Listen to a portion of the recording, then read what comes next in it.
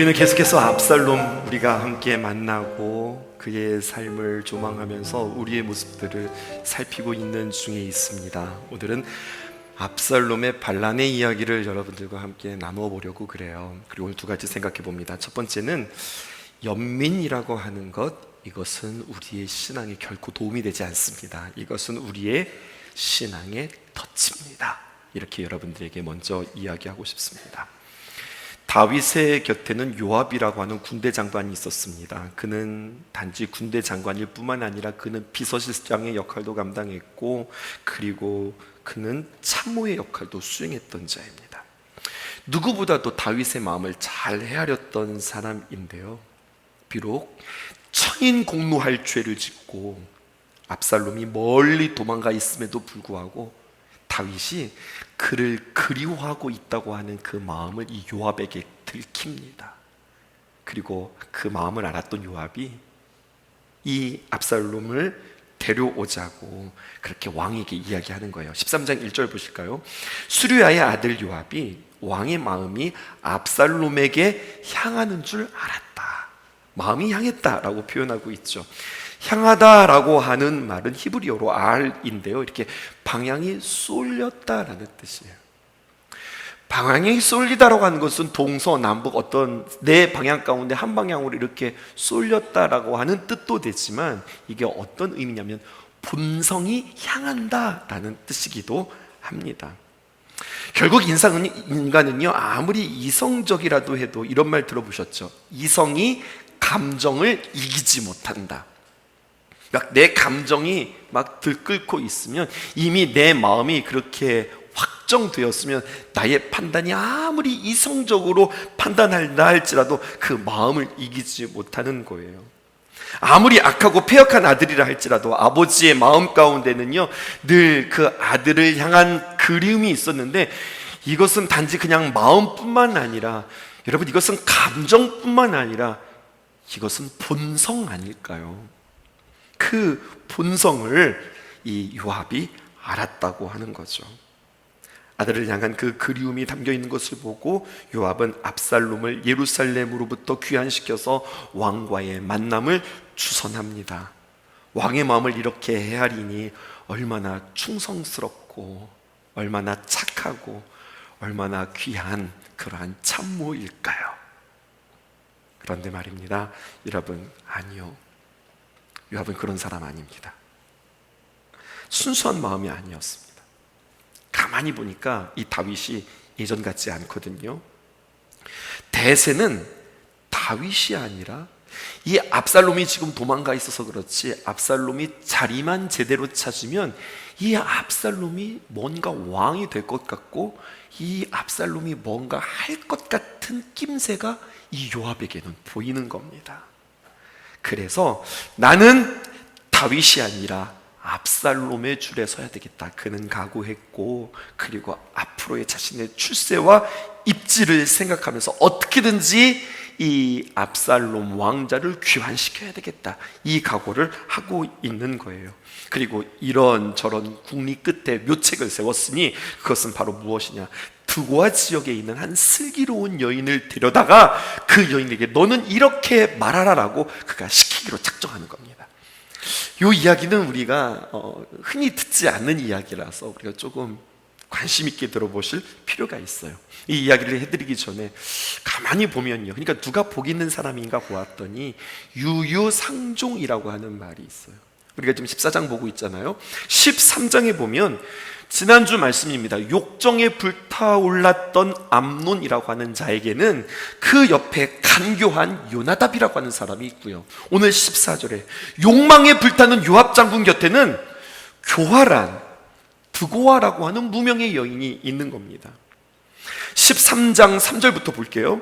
암논에게는 요나답이라고 하는 친구가 있으니 그는 다윗의 형 시므의 아들이요, 그는 누구냐? 성경은 표현하기를 심히 간교한 자다라고 표현했는데, 간교하다라고 하는 말이 히브리어로 하캄이라고 표현하고 있거든요.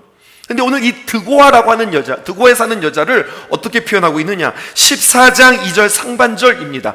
드고아의 사람을 보내서 거기서 지혜로운 여인 하나를 데려다가 그에게 이르되, 그에게 이야기해 줍니다. 어떤 여자를요? 지혜로운 여자. 괜찮죠? 지혜롭다고 하니까 이 어감이 우리에게 나쁘지 않은데, 이 지혜롭다라고 하는 말이 앞에서 썼던 간교하다라고 하는 말과 똑같은 학함을 쓴 거예요. 그러니까 사실 이 번역이 적당하지 않습니다. 이렇게 번역하면 좋습니다. 그것은 무엇이냐? 이 여인은 간교한 여자고 꽤 많은 여자다, 이렇게 표현하는 게 좋겠습니다. 이 여자를 매수한 겁니다. 그리고는 그 입에, 요압의 그 간교한 말을 집어 넣어줍니다. 마치 에덴 동산의 뱀이 하와에게 어떻게 이야기해야 할지 말을 넣어주는 것처럼 간교한 말을 그에게 넣어주는 겁니다. 그 이야기가요, 참 기묘해서 우리도 자칫 잘못하면 속기 쉽습니다. 5절은 제가, 6절은 여러분들이, 7절은 함께 읽겠습니다. 나는 진정으로 과부이나이다. 남편은 죽고 이 여종에게 아들 둘이 있더니 그들이 들에서 싸우나 그들을 말리는 사람이 아무도 없으므로 한 아이가 다른 아이를 쳐 죽인지라. 함께 할까요? 온 족속이 일어나서 당신의 여종 나를 핍박하여 말하기를 그의 동생을 쳐 죽인 자를 내놓으라. 우리가 그의 동생 죽인 죄를 갚아 그를 죽여 상속자 될 것까지 끊겠노라 하오니, 그러한즉 그들이 내게 남아있는 숯불을 꺼서 내 남편의 이름과 씨를 세상에 남겨두지 아니하겠다이다 하니. 어떠세요? 읽기는 했는데 좀 내용이 쉽지 않죠. 여러분, 이 교활한 이야기를 성경은 좀 어렵게 기록했는데 성경 중에 아주 편하게 읽는 성경 하나 여러분들께 소개해 줄게요. 성경이라고 하기는 좀 그렇지만 성경 옆에 두고서 읽기 좋은 책 중에 하나가 스토리텔링이라고 하는 성경책이 이렇게 각권으로 나와져 있어요. 그 책을 참고해서 제가 번역할 테니까 이 이야기 한번 제가 다시 한번 번역해 볼게요. 저는요, 남편이 일찍 죽은 과부입니다. 그리고 저에게는 두 아들이 있었는데요, 형제끼리 서로 싸우다가 세상에 동생이 잘못해서 형을 죽이게 되었어요. 그런데 말입니다, 친척들이 우르르 몰려서 하는 이야기가 형을 죽인 동생 놈을 그냥 놔둘 수 없다, 윽박 지릅니다. 죽일 기세예요. 네가 형을 죽였으니 너도 죽는 게 마땅하지. 그런데 이렇게 되면 어떻게 되는지 아시죠? 제게는 상속자가 사라지고 남은 제 소망의 불꽃마저 꺼져 버립니다. 그렇게 둘째마저 죽게 되어지면 또한 제 남편의 이름도 자손도 남기지 못하게 되어지므로 왕이시여, 제가 부탁하오니 부디 제 딱한 처지를 헤아려 주십시오. 이렇게 이야기하는 거예요. 쉽지요? 훨씬 와닿으시지요? 이 순진한 다윗이 말입니다, 이 꽤 많은 여인이 왕 앞에서 간절히 간구하는 이 말에 발끈합니다. 그래서 14장 1절에 보니까 여인이 이르되 청하건대 왕은 왕의 하나님 여호와를 기억하사 원수 갚는 자가 더 죽이지 못하게 하옵소서. 내 아들을 죽일까가 두렵나이다 하니, 왕이 이르되 여호와께서 살아계심을 두고 맹세하노니 내 아들의 머리카락 하나도 땅에 떨어지지 아니하리라 하니라. 이렇게 이야기하고 있어요. 왕이 뭐라고 이야기합니까? 발끈해서, 아니 네가 그렇게 어려운 일이 있어, 야 그건 말이 안 되지. 산 사람이 살아야지. 네 아들의 머리카락 하나도 땅에 떨어지지 않도록 내가 도와줄게, 내가 책임져 줄게. 이렇게 이야기하는 거예요. 근데 여러분, 여기에 아주 중요한 복선과도 같은 그런 표현 하나가 있습니다. 지금 다윗과 압살롬의 관계에 있어서 말이에요, 압살롬이 그 당시에 정말로 잘생긴 사람이었는데 그는 외모가 수려할 뿐만 아니라 그 당시에 미의 기준이 있었대요. 그것은 바로 무엇이냐면 머리숱이 얼마나 많으냐, 이것이 그 당시에 미의 기준이었는데 말이에요, 이 압살롬이 머리숱이 얼마나 많은지 연말마다 머리 깎는 행사를 할 정도로 머리숱이 그렇게 많았어요. 그래서 성경에 보면 그 연말마다 머리를 깎았던 그 머리의 그람수를 재어서 성경에 머리를 깎았는데 이렇게나 많았다 표현하거든요. 그러니 그 머리가 얼마나 풍성하겠어요. 상상을 해보았습니다. 마치 사자의 갈기 같지 않았을까요? 근데 그거 아세요? 그렇게 멋스럽고 그렇게 멋있었던 그의 머리카락으로 말미암아 그가 막 말을 타고 지나가다가 나뭇가지에 그 머리카락이 걸려서 대롱대롱 매달려서 죽게 되어지는 이야기가 성경에 기록되어 있어요.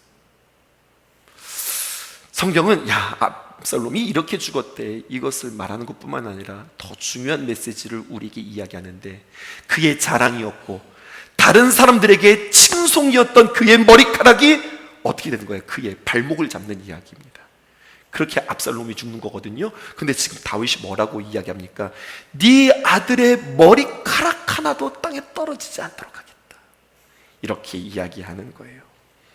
얼마나 감사해요. 이 여인이 문제가 해결됐잖아요. 그런데 보세요, 이 여자가 감사합니다 하고 일어서는 것이 아니라 그 앞에 엎드려져 있는 거예요. 아니, 왜? 네가 또 나에게 무슨 할 말이 있느냐? 의아하게 물을 거 아니겠어요? 그랬더니, 왕이시여, 제가 왕께 한마디 더 드릴까요?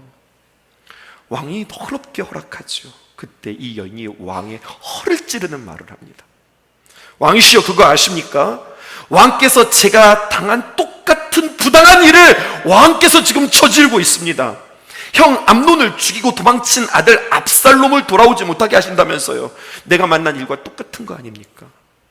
엎지른 물을 주워 담을 수 없듯이 어쨌든 죽었으면 죽은 거고 이제 살아남은 사람이 제대로 살아야 되지 않을까요?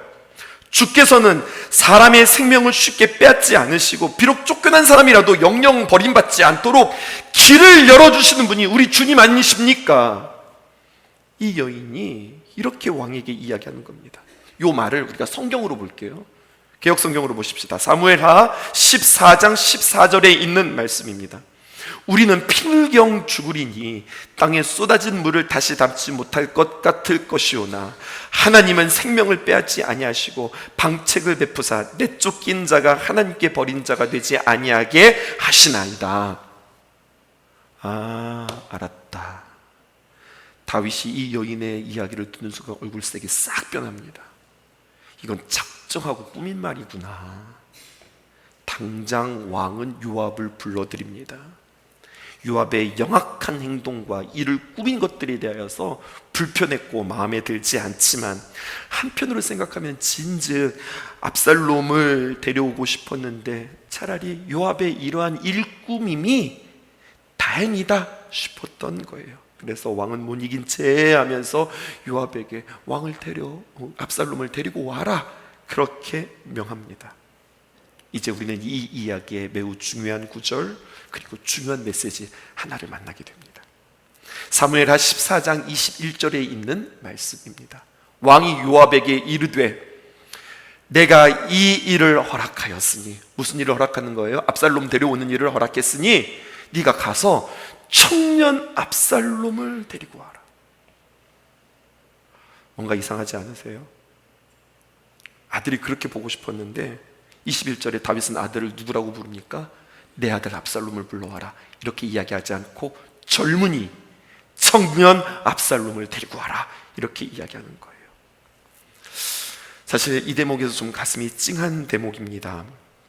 그렇게 보고 싶었다면서 사실은 압살롬이 그리웠거든요. 사실은 어서 가서 내가 보고 싶은 그 압살롬을 데리고 와라, 내 아들 압살롬을 데리고 와라, 이렇게 말하고 싶은데 다윗은 지금 사람들의 이목에, 또 사람들이 신경 쓰여서 지금 요압과 왕만이 있는 것이 아니라 그 왕국에 여러 대신들이 있는데 왕의 자리라고 하는 그 책임감 때문에 그렇게 부르고 있는 겁니다. 아니, 왕이시여, 똑같이 공의를 해야지.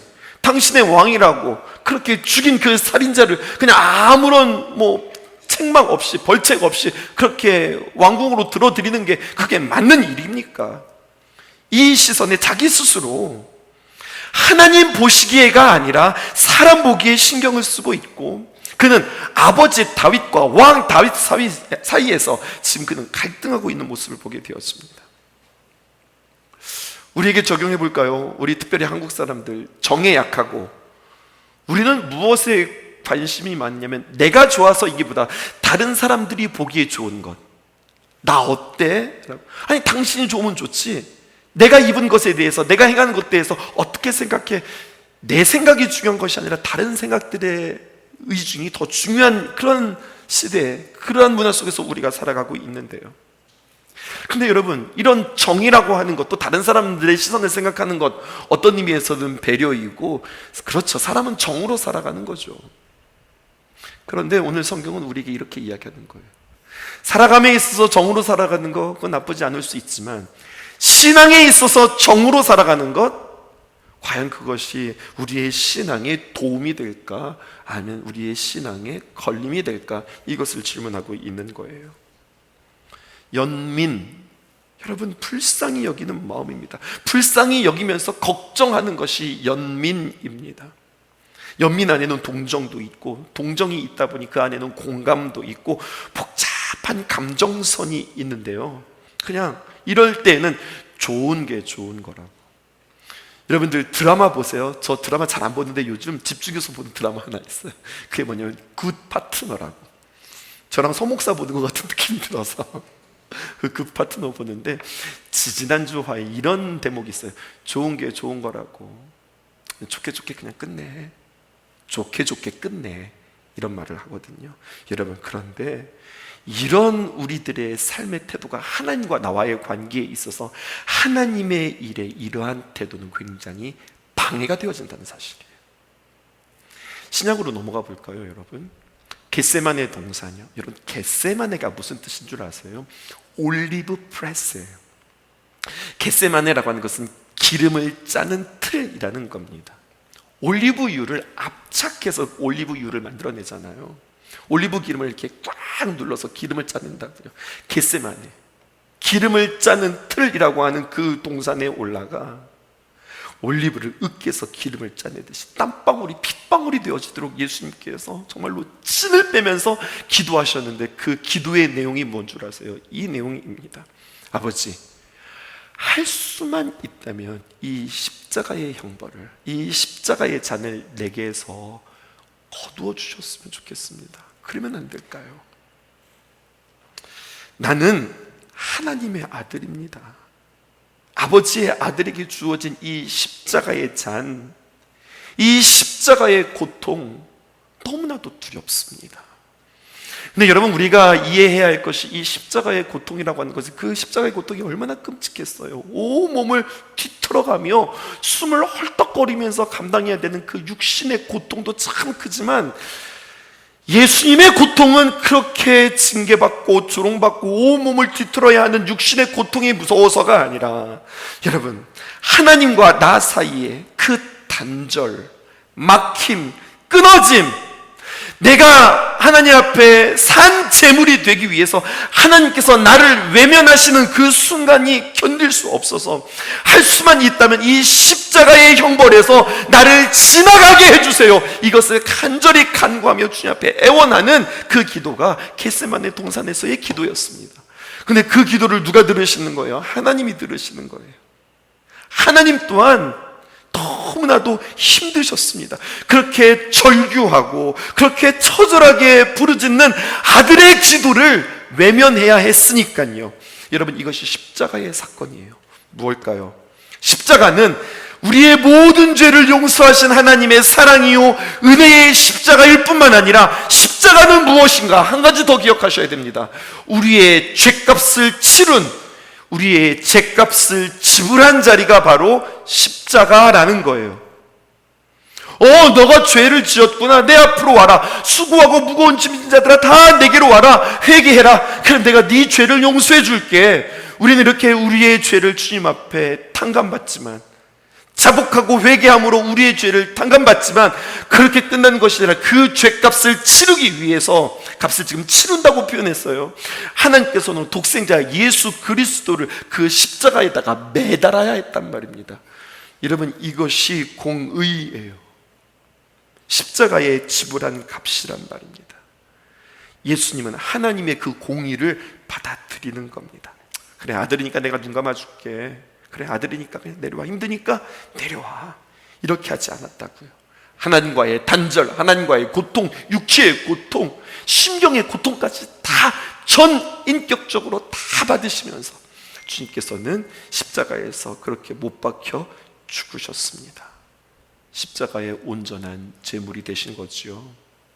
그런데 다윗은 이 공의에서 실패하는 겁니다.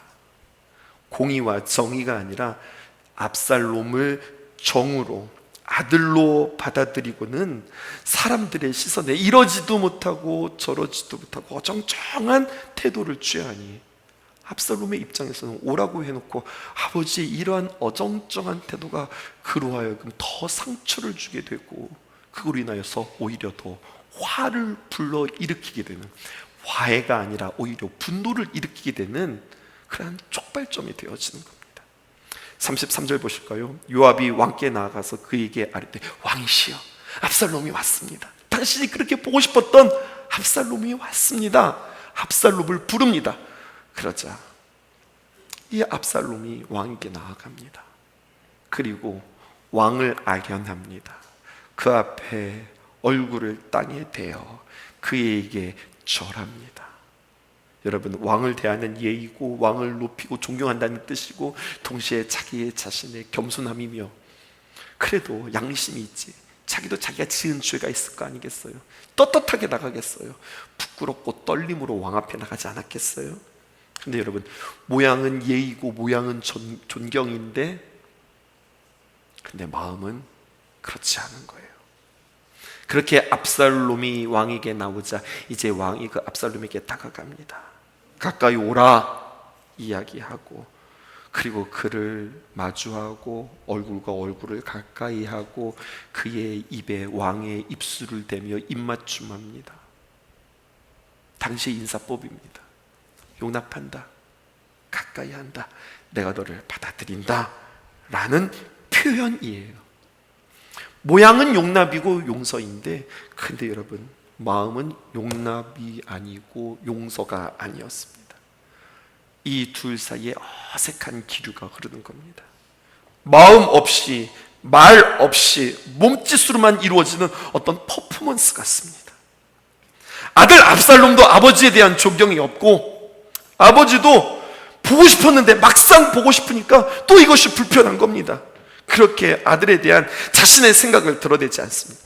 여러분, 정답은 이거예요. 뭐가 정답이냐? 기왕 그렇게 압살롬을 마주했으면, 왕 앞으로 데리고 왔으면 그 앞에서 정확하게 진지하게 하나님 앞에서 너는 이것이 죄다, 너는 이것을 잘못했다 집어내고 드러내고 풀어내고 골문 부분들을 도려내고, 그리고서 이분에 대해서 처리한 뒤에 매듭지어야 그 다음이 걸음이 진행되어지는데, 그냥 적당히 이건 되는 것도 아니고 안 되는 것도 아니고, 골든타임이라는 게 있어요. 골든타임을 놓칩니다. 뭐든지 시기가 있고 때가 있는 거거든요. 풀어야 할 타이밍이 있는 거거든요. 여러분, 풀 수 있는 시간을 놓쳐버렸습니다. 화만 돋구었어요. 오히려 원한만 쌓이는 꼴이 되었습니다. 여러분, 우리에게 적용해 볼까요? 송태근 목사님은 이 부분을 이렇게 해석하셨습니다. 한국 교회에는 권징이 사라졌다고요. 이게 무슨 말인가? 그래서 제가 조사해 봤더니 권징은 줄임말이더라고요. 무엇의 줄임말인가 보았더니, 여러분 이 말 아시죠? 권선징악. 한자가 지금 이렇게 빠져 있는데요. 권선징악의 권자와 징자를 따온 거예요. 무슨 뜻입니까? 선한 일은 권장하고 악한 일은 징계한다 라고 하는 뜻이에요. 그런데요, 이 시대의 교회는요, 아무도 권징이라고 하는 말을 교회도 성도들 사이에서도 쓰는 것을 즐겨하지 않습니다. 이런 거 좋아하죠. 은혜, 사랑, 소통, 공감, 이런 말들은 좋아하죠. 그런데 성경은 무엇을 우리에게 이야기하는 걸까요? 죄를 지었으면 그 죄에 대해서 마땅히 그 죄값을 지불하고 회복하는 것이, 이것이 기독교라는 거예요. 그 생명을 얻고자 예수 그리스도께서 벌을 대신 받았다. 이것이 십자가의 사랑이라고 우리에게 이야기해요. 여러분, 우리가 죄값을 지불한다? 아니요, 우리는 죄값을 치를 수 없습니다. 우리가 죄값을 어떻게 치러요? 죄값은 사망인데 어떻게 그 죄값을 치를까요? 근데요, 여러분, 우리가 죄값을 치를 수 없고 예수님께서 그 죄값을 대신 치러주셨는데, 우리의 마음이 어떤 마음이냐? 오늘 우리가 주님 앞에 예물을 드리면서도 그렇게 기도했지만, 우리는 내가 잘못했고 내가 죄짓고 예수님께 나아가 회개하면 예수님께서 대신 갚아주시고 대신 치러주시고 십자가에서 못 박혀 죽으신 것이 당연한 거예요. 괜찮은 거예요. 예수님께서 대신 치르시는 그 십자가의 사랑이 나에게는 고맙지 않고 감사하지 않고 당연한 것이고, 때로는 이것이 우리에게 권리처럼, 그 십자가의 은혜가 우리에게 너무나도 깃털처럼 가볍게 되어졌다는 이야기입니다. 느낌도 없이 그냥 당연한 거예요. 주님, 내가 주 앞에 죄 지었습니다. 주 앞에 고백하고 마치 그냥 먼지 털어내듯, 목욕하듯, 그렇게 무거운 그 감정을 해소하듯 그렇게 우리가 주 앞에 회개하고 있는 우리들의 모습은 아니라는 거예요. 더 나아가서 우리가 일상을 살아가면서 권징은 은혜롭지 못하고 이야기합니다. 정, 연민, 동감, 공감, 이런 것이 은혜라고 착각합니다. 이것이 여러분 하나님의 나라가 다스리는 그 하나님의 나라의 정서일까요? 게다가 오늘날 인권이라고 하는 명목하에 기독교의 가치를 희석시키고 혼동시키고 혼합시켜 버렸습니다. 예수 믿는 사람들에게 인권이라고 하는 것 중요합니다. 중요하죠. 우리가 인권을 지켜야 하지요. 그러나 더 중요하고 더 우선하는 것이 있는데, 그것은 하나님의 질서요, 하나님의 말씀이요, 하나님이 정하신 법이 인권보다 더 우선한다는 사실입니다. 하나님의 법이 있어요. 그 하나님의 법에 궁극적인 목적이 있습니다. 그것은 무엇이냐? 생명을 살리는 데 있어요. 근데 생명을 살리는 데 있어야 하나님의 방법, 그 방법 가운데는 때로는 은혜도 있지만 때로는 뭐도 있다고요? 권징도 있다고요. 그것은 하나님의 지혜입니다. 그 하나님의 지혜에, 그 하나님의 귀한 사랑에 우리는 추호도 의심이 없어야 할 것입니다. 왜냐하면 우리는 십자가의 능력을 경험한 사람들이기 때문에 그렇습니다. 인권보다 더 진지하다 못해, 저는 이렇게 표현하고 싶어요. 지독한 사랑이라. 주님의 사랑은 진지한 사랑이 아니라 지독한 사랑이었다. 그 십자가의 귀한 사랑이 인권과 연민과 감정과 동정과 휴머니즘을 뛰어넘는 그 십자가의 은혜뿐만 아니라 십자가의 공의, 다시 한번 우리는 이것을 균형을 맞추면서 우리의 삶 가운데 적용해야 할 것입니다. 내가 죄값을 치를 수는 없습니다. 하지만 이것이 당연한 것처럼, 죄가 너무나도, 죄 용서함 받는 것이 나에게 너무나도 쉽게 고백되어지지 않도록, 그래 난 그래 지금부터 이제 죄값을 이제 무겁게 여길 거야, 나 진지하게 생각할 거야, 이게 아니라 그냥 하나님 앞에 은혜를 구하는 거예요.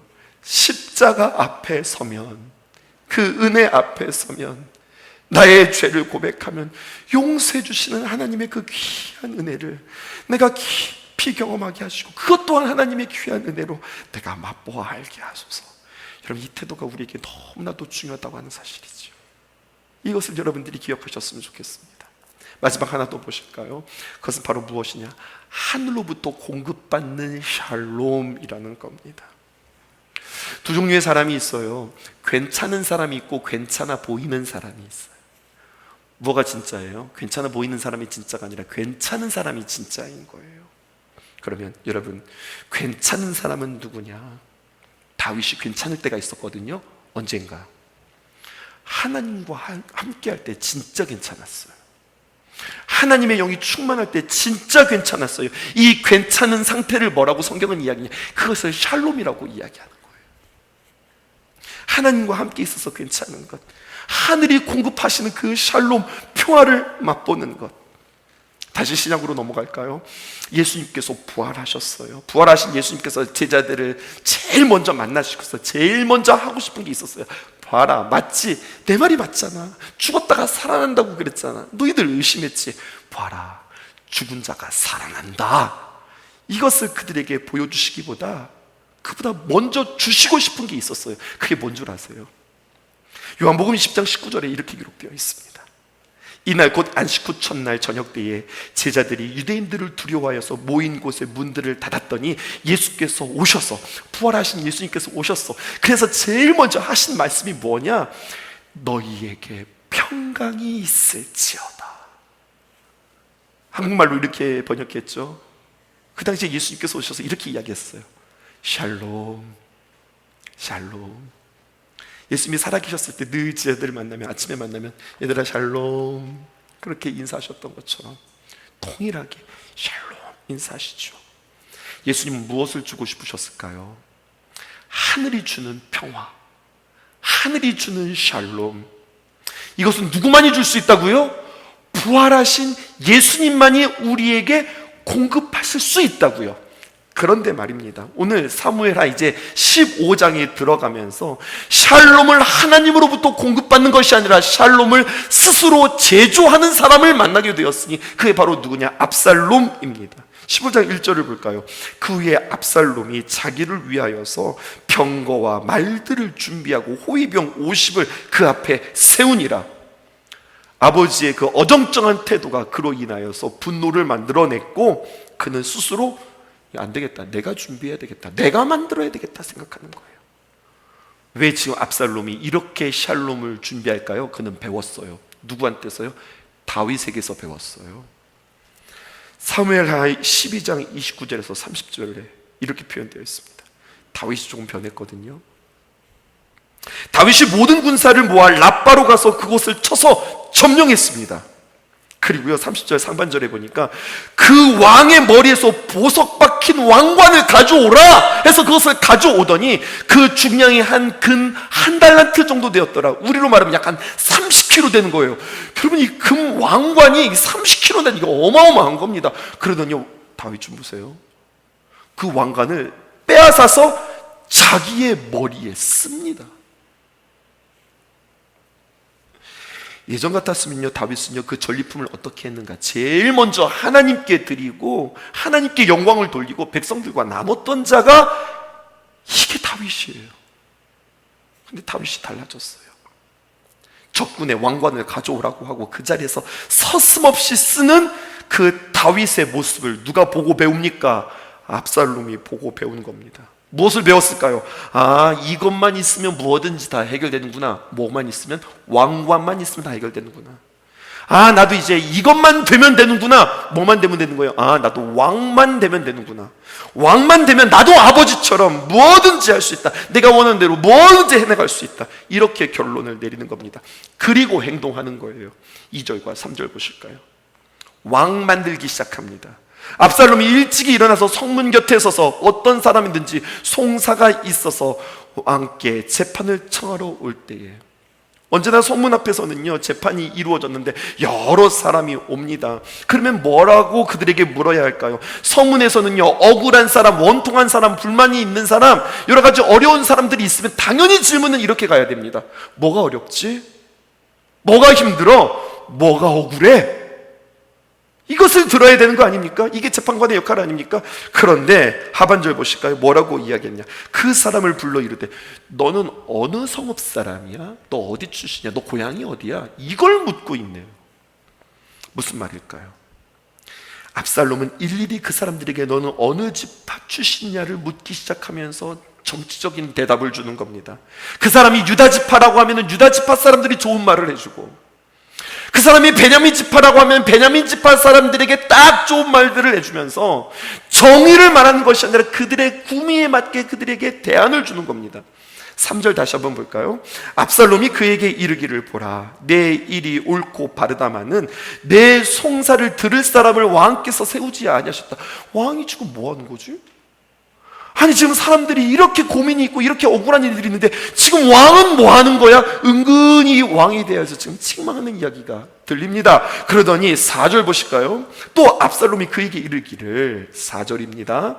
내가 이 땅에서 재판관이 되고 누구든지 송사나 재판할 일이 있어 내게로 오는 자에게 내가 정의를 베풀기를 원하노라. 4절에 보니까 강조되어지는 표현 보이세요? 내가 해줄게. 내가 다윗이 아니라 내가 해줄게. 자기를 지금 강조하고 있는 겁니다. 그러면서 5절 보실까요? 사람이 가까이 와서 그에게 절하려면, 아이고 무슨 절이에요, 무슨, 얼른 일어서서 압살롬이 손을 펴서 그 사람을 붙들고 그 사람을 일으키며 그에게 입을 맞춥니다. 6절 보실까요? 이스라엘 무리 중에 왕께 재판을 청하러 오는 자들마다 압살롬의 행함이 이와 같아서 이스라엘 사람들의 마음을 싹 다 훔치는 압살롬입니다. 압살롬을 묘사하기를 사무엘하 14장 25절에 뭐라고 이야기했느냐? 온 이스라엘 가운데 압살롬같이 사무엘하 14장 25절입니다. 압살롬같이 아름다움으로 크게 칭찬받는 자가 없었으니 그는 발바닥부터 정수리까지 흠이 없습니다. 여러분, 얼마나 잘생겼으면 발바닥부터 머리끝까지 잘생긴 거예요. 그리고 압살롬같이 아름다움으로 크게 칭찬받는 자가 없어요. 압살롬이 제일 잘생겼다는 거예요. 잘생긴 사람이 내게 다가와서 손을 잡고 입을 맞춰주니, 뿐만 아니라 압살롬은 외모만 잘생긴 것이 아니라 그에게는 권력가입니다. 힘이 있는 자입니다. 그런 사람이 나의 마음을 알아주니 백성들의 마음들이 다 빼앗길 수밖에요. 다윗 왕관, 압살롬 외모, 둘 다 자기가 가지고 소유한 것에 취해 있습니다. 다윗은 자신의 업적과 승리에 취해 있고, 압살롬은 자신이 얼마나 잘났는지 자기가 알고 있어요. 자신에게 도취되어져 있는 이 두 사람은, 두 사람이 문제가 생기자 자신의 감정들에게만 취해 있을 뿐 서로의 마음들을 헤아리지 못하고 서로에게 서운하고 서로에게 밉고, 아직 둘 다 뭔가가 좀 해결되어지지 않은 겁니다. 자기 중심적인 생각, 자기 피해의식만 가지고 나만 아프다고 지금 이야기하고 있는 겁니다. 마지막 결론이에요. 세상은 또다시 두 부류의 사람이 있습니다. 하나는 어떤 부류의 사람이라고 오늘 우리에게 이야기합니까? 평화를 제조하는 사람, 자신의 인생을 자기가 만들어가는 사람, 그것도 아주 악독한 계략으로, 꾀로 자기 자신들을 만들어가는 사람. 또 하나는 누구입니까? 하나님 보시기에 좋았더라, 야 참 좋았어, 야 샬롬이지. 누굽니까? 나를 부인하고 하늘의 능력, 하늘의 힘, 하늘의 샬롬을 공급받았던 사람. 다윗 그립지 않아요, 여러분? 옛날에 다윗이 그립지 않으세요? 그렇게 하나님과 예배했던 그 다윗, 그 참 아름다웠던 다윗. 다윗이 노래하면, 다윗이 말하면, 골리앗을 향해서 막 달리면서 외쳤던 그 멋진 선포, 그 당당함은 어디 갔는지 사라졌고, 똑같은 패턴 혹시 보인 거 여러분들 발견하셨어요? 바세바를 간음했을 때 말입니다. 나단 선지자가 와서 막 이야기할 때, 뭐야 그런 놈이 어딨어, 내가 가만 안 놔둔다. 그럴 때 지금 자기 이야기하는지도 모르고 뭐라고 이야기합니까? 왕이시여 그가 바로 당신입니다 라고 할 때에 꼬꾸라졌고, 또 누가의 여인이 와가지고 막 이야기를 할 때, 어이구 불쌍해, 어떻게 그런 일이 있을 수 있어. 아니 사람이 그러면 안 되지. 지금 자기 이야기하는 줄도 모르고, 내가 너의 억울함을 풀어줄게 이야기하는 이 다윗. 지금 말씀이 들리지 않고 자신의 처한 상황이 보이지 않는 이렇게 망가진 다윗을 바라보면서, 여전히 우리는 하나님 앞에 깨어있어 하나님 앞에 공급받는 자 되어지기를 소원합니다 고백하는 저와 여러분들 되어야 하겠습니다. 우리는 어떻게 살아가야 할까요? 이사야서 40장 29절에서 31절 읽고 마치겠습니다. 피곤한 자에게는 능력을 주시며 무능한 자에게는 힘을 더하시나니, 소년이라도 피곤하며 곤비하며 장정이라도 넘어지며 쓰러지되. 요절 말씀 나오죠? 31절. 오직 여호와를 앙망하는 자는 새 힘을 얻으리니 독수리가 날개치며 올라감 같을 것이요 다른 박질하여도 곤비하지 아니하겠고 걸어가도 피곤하지 아니하리로다. 한 주간을 살아가면서 여러분, 하늘이 공급하시는 그 능력으로 공급받고 살아갈 수 있기를 원해요. 하나님께서 주시는 사랑과 하나님께서 주시는 귀한 마음으로 명절도 준비하실 수 있기를 바라요. 하나님이 주시는 마음으로 그렇게 말하고, 하나님이 주시는 힘으로 다시 한번 용기 내어서 살아갈 수 있기를 주님의 이름으로 축복합니다. 삶에 임하신 주